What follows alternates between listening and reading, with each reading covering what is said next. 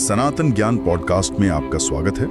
आज हम श्रीमद् भागवतम के पन्नों से एक बहुत ही गहरी और दिलचस्प कहानी पर चर्चा करने वाले हैं। ये कहानी है राजा पुरंजन की, जिसे देवर्षि नारद ने सुनाया था। अब देखिए, श्रीमद् भागवतम को व्यासदेव ने संकलित किया था और इसे वैदिक ज्ञान का मतलब एसेंस माना जाता है। लेकिन ये कहानी सिर्फ एक, आप कह सकते हैं, पुरानी कथा नहीं है। असल में यह एक रूपक है। बिल्कुल, रूपक यानी एक ऐसी कहानी जिसके हर किरदार, हर चीज का एक गहरा छिपा हुआ मतलब है, और ये मतलब सीधे सीधे हमारी अपनी जिंदगी से जुड़ा है। ये कहानी एक आईने की तरह है जिसमें हम अपने ही मन, शरीर और आत्मा की उलझनों को देख सकते हैं और समझ सकते हैं। तो इसका मतलब ये हुआ कि राजा पुरंजन की कहानी असल में हम सबकी कहानी है। तो चलिए इस कहानी और इसके पीछे छिपे रहस्यों की परतों को खोलते हैं और देखते हैं कि यह आज हमारे लिए क्या मायने रखती है। तो शुरू करने से पहले इस कहानी का जो मूल विचार है वो क्या है, यह हमें सिखाना क्या चाहती है? इसका सबसे बड़ा और केंद्रीय विचार है, ये शरीर एक शहर या एक रथ की तरह है। इस कहानी में राजा पुरंजन दरअसल हम हैं, यानी जीवात्मा, और जिस आलीशान रथ पर वो सवार है वो हमारा ये भौतिक शरीर है। तो ये कहानी बताती है कि ये शरीर रूपी रथ काम कैसे करता है, इसकी लगाम किसके हाथ में है और इसकी यात्रा हमें कहाँ ले जा रही है। वाह, ये सुनने में ही बहुत दिलचस्प लग रहा है। तो ये कहानी किसके लिए सबसे ज्यादा फायदेमंद हो सकती है? देखिए, ये हर उस इंसान के लिए है जो कभी ना कभी रुक कर सोचता है, जो पूछता है कि मैं कौन हूँ, मेरे अंदर ये जो हर पल विचारों की उथल पुथल चलती रहती है, ये क्या है, या मैं क्यों कभी बहुत खुश और कभी बहुत दुखी हो जाता हूँ।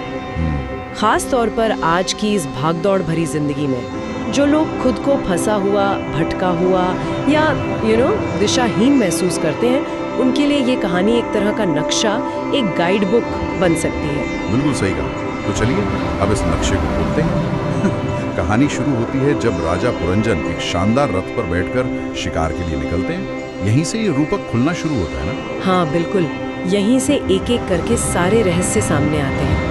श्रीमद् भागवतम बताता है कि राजा का वो सोने से सजा हुआ रथ ही हमारा शरीर है, और उसका सुनहरा होना वो रजोगुण यानी जुनून और इच्छाओं का प्रतीक है। अच्छा, जिसके असर में आकर इंसान भौतिक सुखों के पीछे भागता है। ठीक है, तो रथ तो हुआ शरीर, लेकिन एक रथ में तो और भी बहुत कुछ होता है। घोड़े, पहिए, लगाम, सारथी, उन सबका क्या मतलब है? हाँ, हर एक हिस्से का एक गहरा मतलब है। उस रथ में 5 बहुत तेज रफ्तार वाले घोड़े जुते हैं। ये हमारी 5 ज्ञानेंद्रियां हैं: आंखें, कान, नाक, जीभ और त्वचा। ये घोड़े हमें दुनिया की चीजों की तरफ बड़ी रफ्तार से खींचते हैं। यहाँ एक बात सोचने वाली है, ये 5 घोड़े एक ही दिशा में तो नहीं भागते होंगे?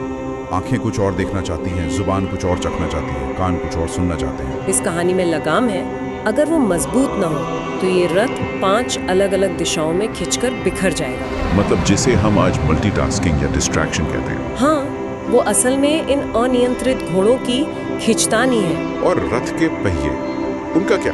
रथ के 2 पहिए हैं, पाप और पुण्य। हमारे कर्मों के हिसाब से ही जीवन का ये रथ आगे बढ़ता है। और रथ पर 3 तरह के ध्वज लगे हैं। अच्छा। जो प्रकृति के 3 गुणों सत्व, रजस और तमस के प्रतीक हैं। ये झंडे दूर से ही बता देते हैं कि रथ यानी हमारा शरीर और मन इस वक्त किस गुण के प्रभाव में चल रहा है। ये तो बहुत गहरा विश्लेषण है, लेकिन सबसे जरूरी सवाल है, इस रथ को चला कौन रहा है? अगर घोड़े इंद्रियां हैं और लगाम मन है, तो सारथी कौन है? तो चारियटियर। ये इस रूपक का सबसे महत्वपूर्ण हिस्सा है। रथ का सारथी जो लगाम पकड़कर घोड़ों को दिशा देता है, वो स्वयं परमात्मा है, जो हमारे हृदय में बैठकर एक दोस्त की तरह हमारा मार्गदर्शन करते हैं। और राजा यानी हम, जीवात्मा, हृदय रूपी आसन पर बैठे हैं। एक मिनट, यहाँ मुझे एक सवाल पूछना है। जी पूछिए। अगर रथ का सारथी स्वयं परमात्मा है जो हमारा मार्गदर्शन कर रहे हैं, तो फिर इंसान भटकता ही क्यों है? राजा पुरंजन शिकार खेलने क्यों निकल गए? क्या इसका मतलब ये नहीं कि सारथी अपना काम ठीक से नहीं कर रहा?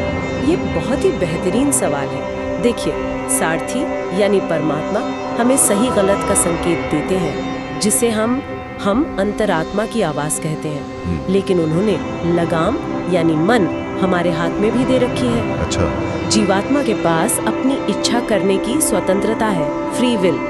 सारथी रास्ता दिखा सकता है, लेकिन अगर राजा यानी हम अपनी मर्जी से लगाम को ढीला छोड़ दें और घोड़ों को किसी भी दिशा में दौड़ाने का फैसला कर ले, तो सारथी जबरदस्ती नहीं करता, वो बस हमारे फैसलों का साक्षी बनकर साथ रहता है। तो भटकने का फैसला हमारा अपना होता है। बिल्कुल, हमारा अपना। समझ गया, मतलब जिम्मेदारी हमारी है। अच्छा, कहानी में राजा के हथियारों और कुछ बंधनों का भी जिक्र है? हाँ, बताया गया है कि रथ में 2 खूंटे हैं जिनसे उसे बांधा जाता है। ये है शोक और मोह। यही 2 चीजें हमें इस दुनिया में बांध कर रखती हैं। शोक और मोह। और राजा अपने साथ 2 विस्फोटक बाण लेकर चलते हैं।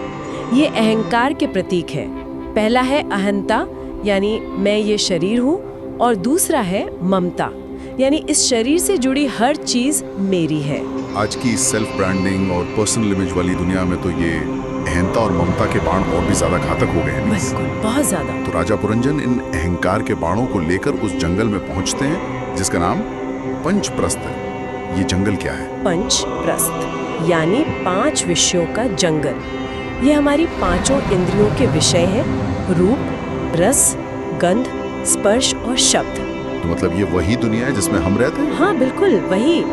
कहानी में आता है कि राजा अपनी रानी, जो उनकी बुद्धि और विवेक का प्रतीक है, को एक पल के लिए भी नहीं छोड़ना चाहते थे, पर शिकार की तीव्र इच्छा के कारण उसे महल में अकेला छोड़कर इस जंगल में आ जाते हैं। यही तो हम करते हैं, अपनी बुद्धि और विवेक की आवाज को अनसुना करके इंद्रियों के सुख के पीछे भागते हैं। तो राजा अपनी बुद्धि को छोड़कर इंद्रियों के इस जंगल में पहुंच गए। जाहिर है, जब विवेक साथ ना हो तो इंसान सही फैसले नहीं ले पाता।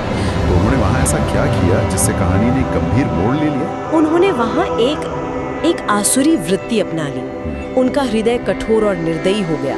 वे अपने तीखे बाणों से जंगल के खरगोश, सूअर, भैंस, हिरण जैसे अनगिनत निर्दोष जानवरों का बेरहमी से शिकार करने लगे। ये दिखाता है कि जब इंसान अपने विवेक को ताक पर रखकर सिर्फ जुनून और सुख के पीछे भागता है, तो वो कितना क्रूर और असंवेदनशील हो सकता है।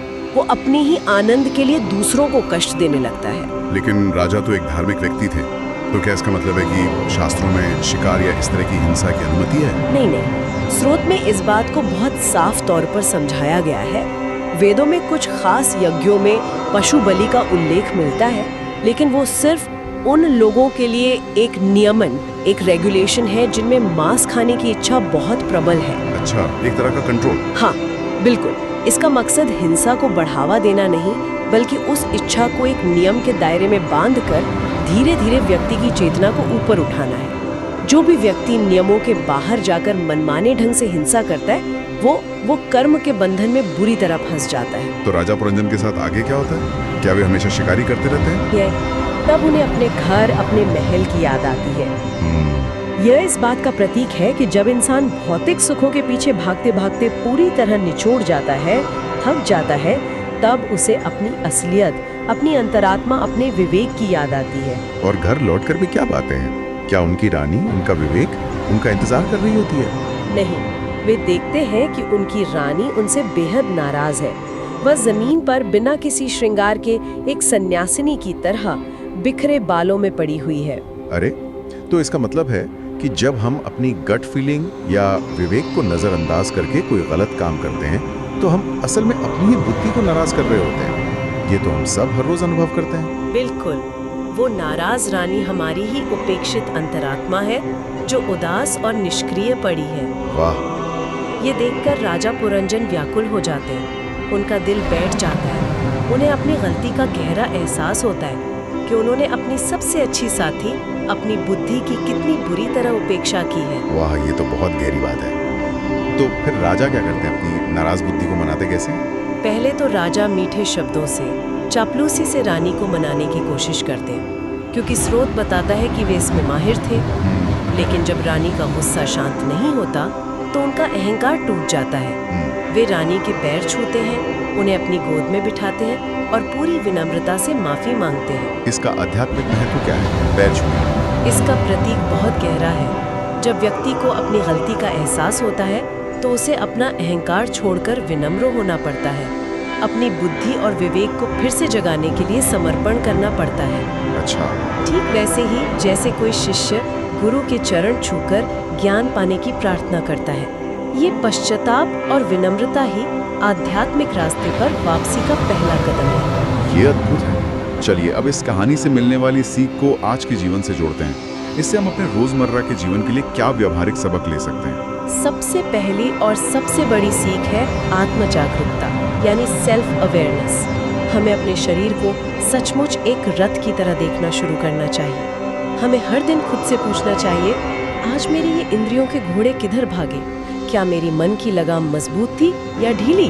क्या मैंने अपनी बुद्धि रूपी रानी की सलाह ली या उसे कमरे में बंद करके मैं अपनी मनमानी करता रहा? बिल्कुल, यही सवाल। और इन अनियंत्रित घोड़ों यानी इंद्रियों को नियंत्रित करने का तरीका क्या है? आज के समय में ये कैसे करें जहाँ हर तरफ डिस्ट्रैक्शंस है? तरीका वही है, रेगुलेशन। हमारी इंद्रियां नोटिफिकेशंस की तरह हैं, हर पल बजती रहती हैं। ये देखो, वो खाओ, ये सुनो। हाँ, सही बात है। और अगर हमारा मन यानी हमारा डू नॉट डिस्टर्ब मोड मजबूत नहीं है तो हम इन्हीं नोटिफिकेशंस में खोकर रह जाते हैं। तो नियमन का मतलब है? नियमन का मतलब है अनुशासन लाना, अपनी डिजिटल खपत को सीमित करना, सोने जागने का समय तय करना, क्या खाना है और कितना खाना है इस पर ध्यान देना। अनियंत्रित जीवन हमें नीचे गिराता है, जबकि अनुशासित जीवन हमें ऊपर उठाता है। और राजा के पश्चाताप से हम क्या सीख सकते हैं? क्या गलती करने के बाद वापसी का कोई रास्ता है? क्योंकि अक्सर लोग अपराध बोध या गिल्ट में ही डूबे रह जाते हैं। बिल्कुल, राजा का पश्चाताप हमें सिखाता है कि गलती का एहसास होना जरूरी है, लेकिन अपराध बोध में डूबना नहीं। ये आध्यात्मिक प्रगति का पहला और सबसे महत्वपूर्ण कदम है। जब हमें लगे कि हम गलत रास्ते पर हैं, कि हमने अपनी अंतरात्मा की आवाज को अनसुना कर दिया है, तो अहंकार को छोड़कर उसकी ओर लौटना चाहिए।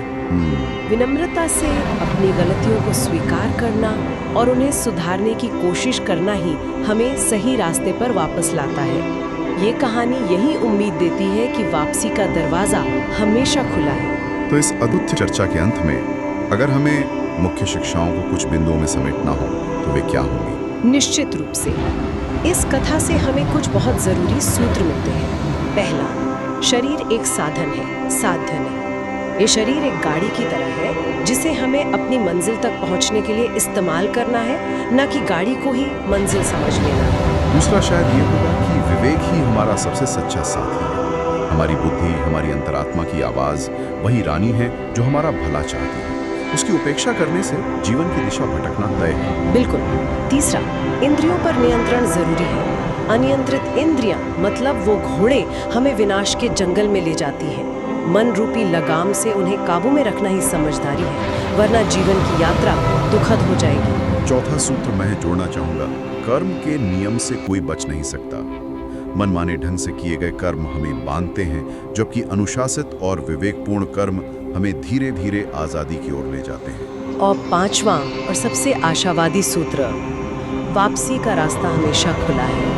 हम चाहे कितना भी भटक जाएं, पछतावा, विनम्रता और सही मार्गदर्शन से हम हमेशा अपनी शुद्ध चेतना की ओर लौट सकते हैं। राजा पुरंजन अपनी रानी को मनाने में लगे थे, अपनी खोई हुई बुद्धि को, अपने विवेक को फिर से पाने में। ये कथा हमें सोचने पर मजबूर करती है कि हम अपने जीवन के रथ को कैसे चला रहे हैं। क्या लगाम हमारे हाथ में है या घोड़े हमें जहां चाहें घसीट कर ले जा रहे हैं? एक अंतिम विचार ये है कि क्या हम भी राजा पुरंजन की तरह क्षणिक सुखों के शिकार के लिए अपनी असली चेतना, अपनी बुद्धि को घर पर अकेला छोड़ आए हैं? और अगर ऐसा है तो शायद उस घर वापस लौटने का, अपनी अंतरात्मा से सुलह करने का समय अब आ गया है।